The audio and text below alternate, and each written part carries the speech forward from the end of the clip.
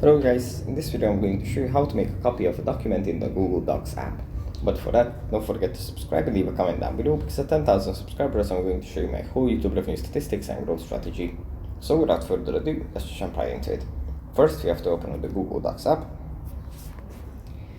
Here it opens up in Drive files.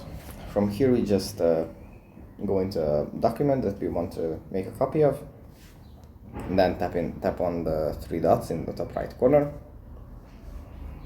Then on share and export, and then make a copy.